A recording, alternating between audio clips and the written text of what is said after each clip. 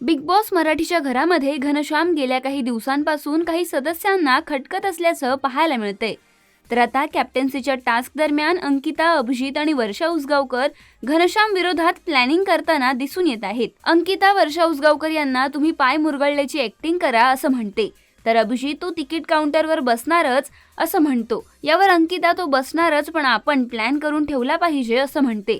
त्यामुळे अंकिता, अभिजित आणि वर्षा यांनी रचलेला प्लॅन घनश्यामला कळेल का हे पाहणं रंजक ठरणार आहे. तर यावर तुमचं मत काय हे आम्हाला कमेंट करून नक्की कळवा.